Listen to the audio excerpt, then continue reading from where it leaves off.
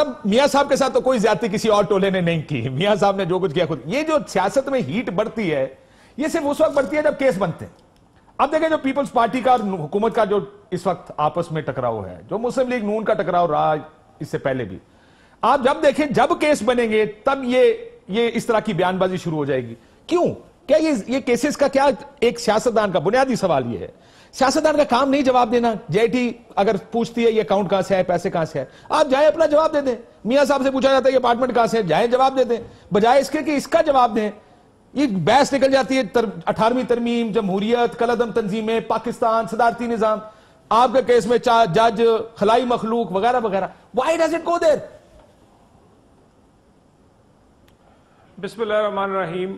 बहुत शुक्रिया काशिफ साहब। काशिफ साहब, एक तो ये जो बहस है जिसका जिक्र कर रहे हैं, ये तो यकीनन एक इसलिए होती है जब डबल स्टैंडर्ड्स होते हैं, यानी जब भी जवाब देना है तो सिर्फ सियासतदानों ने ही देना है, और जब सियासतदानों ने जवाब देना होता है, केसेस बनते हैं, तो उस वक्त इसी तरह लगता है कि वो यकीनन गद्दार है या तौहीन रसालत का मुजरिम है या कातिल है। लेकिन जब जमाना गुजर जाता है तो फिर वो जो कातिल फांसी चढ़ा हुआ वो पता चलता वो तो बेगुनाह था, वो जिसको 11 साल जेल में रखा वो तो भाई गलत रख लिया था, वो जिस पे केस बना था वो बाद में पता चलता है वो तो बिल्कुल ऐसा था नहीं, और वो कोई और मामलात होते हैं जिसकी वजह से वो केस वो बनते हैं। और हमारे मैं माफी चाहता हूं तलाल साहब, एक मिसाल देने लगा हूं। आपके जिस वजीर को गोली लगी इस सारे इशू की वजह से, मैंने उनका एक बयान देखा हालिया वजीर के साथ जब इस तरह का वाकया हुआ, तो मुझे परेशानी हुई कि अगर अभी तक हमने सबक नहीं सीखा तो हम नहीं सीखेंगे कि ये दायरा इस्लाम से खारिज हो गए, ये तो तौहीन कर दी, तौहीन रसालत हो गई, ये तो फलानी हो गई।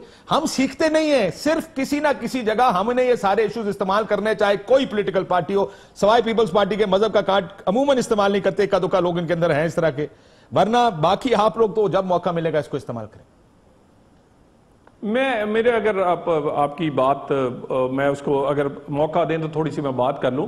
गुजारिश ये है कि ये केसेस की टाइमिंग हो, तौहीन रसालत और गद्दारी के फतवों की टाइमिंग हो, ये हमेशा इंतखाबात में या उस वक्त इस्तेमाल होती है जब कोई हुकूमत तोड़नी या जोड़नी होती है, और उसके अलावा ना एहतसाब हमें याद आता है, ना हमें ये फतवे देने याद आते हैं, ना ये सर्टिफिकेट देने याद आते हैं। उसी वक्त ये पता चलता है कि ये तो गद्दार है, ये तौहीन रसालत का मुजरिम है, ये करप्ट है। जब वो झुक जाता है, जब अपनी मर्जी से काम चल जाता है, पहले तो जरदारी बड़ा अच्छा था जी, अब अचानक से पता चला है कि नहीं नहीं अभी कोई और मामला है।